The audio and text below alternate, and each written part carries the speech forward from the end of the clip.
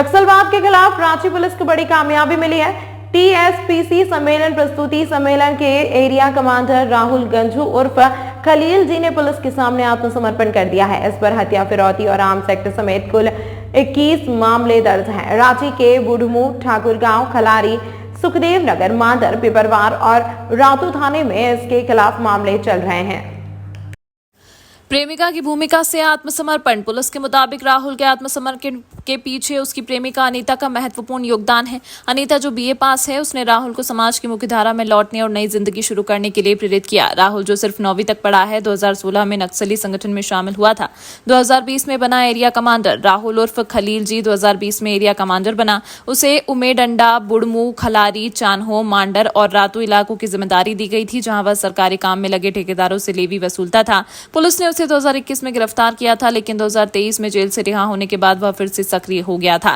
राहुल ने पुलिस को बताया कि टीएसपीसी अब केवल शोषण और लेवी वसूली का संगठन बन गया है। ग्रामीणों को बेवजह प्रताड़ित किया जाता है, जिससे वह परेशान था। उसने अपने साथियों से भी हथियार छोड़कर आत्मसमर्पण करने की अपील की है। सरेंडर पॉलिसी के तहत राहुल को ओपन जेल में रखा जाएगा। उसके आत्मसमर्पण से रांची के ग्रामीण इलाकों में शांति बहाल होने की उम्मीद है। संगठन के बारे में बहुत महत्वपूर्ण खुलासा इसने किया है, तो निश्चित ही हम लोग को दो तरह का फायदा होगा। एक तो अगर जो उनके ऐसे सदस्य हैं जो थोड़ा मानसिक रूप से तैयार किए जा सकते हैं कि वो खुद आत्मसमर्पण करें, उनसे संपर्क करने, उनसे बातचीत किस चैनल से की जाए वो भी इसने बताया है। तो हम लोग उस बातचीत के चैनल को ऑलरेडी ओपन कर चुके हैं।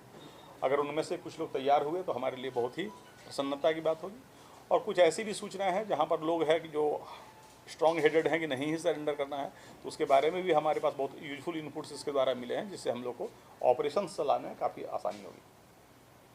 महत्वपूर्ण भूमिका किनकी रही परिवार की तरफ से इनके सरेंडर? इनकी माँ का, बहन का और इनकी एक गर्लफ्रेंड है उनका।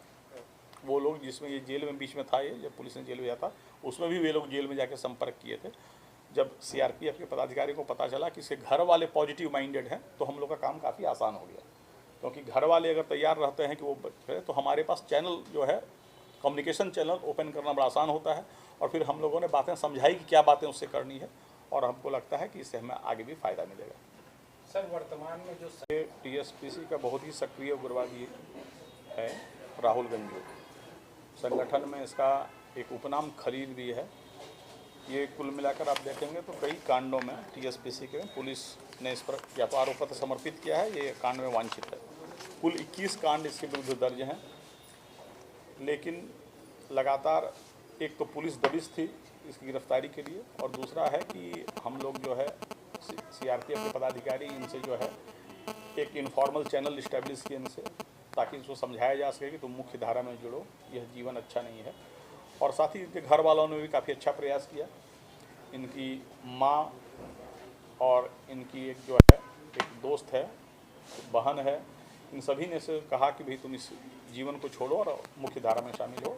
इसको इसने स्वीकार किया और अपनी इच्छा से इसने जो है सरेंडर किया है।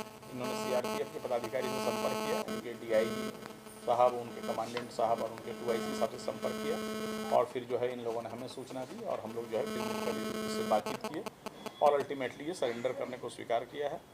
दूसरी बात यह है कि इसने संगठन के बारे में काफ़ी महत्वपूर्ण जानकारियाँ दी है, उससे भी हम लोग को काफ़ी फ़ायदा मिलेगा। और हम लोग जो है इसके माध्यम से और इंडिपेंडेंट चैनल से भी अन्य उग्रवादियों से भी बातचीत करने का, संपर्क करने का प्रयास कर रहे हैं, ताकि आगे और भी लोग आत्मसमर्पण करें और मुख्य धारा में जुड़ें। जो मुख्य धारा में नहीं जुड़ेंगे उनके साथ फिर जो है जो कानूनी कार्रवाई होती है वो कार्रवाई हम लोग करेंगे। टीएसपीसी की जो स्थिति है बहुत मजबूत नहीं है। इनके काफ़ी कम सदस्य बचे हैं। एक आध सदस्य ऐसे भी हैं, जैसे कि एक पहाड़ी नाम का आदमी है, वो अपना एक आपराधिक गुट टीएसपीसी से अलग होकर बना चुका है, जो डमारू का रहने वाला है। संगठन में काफ़ी कम सदस्य बचे हैं, लेकिन आतंक फैलाने के लिए 1-2 बंदूकें ही काफ़ी होती है। तो हम लोग चाहेंगे कि हर एक सदस्य जो है या तो मुख्य धारा में जुड़े या कानूनी कार्रवाई को फेस करे।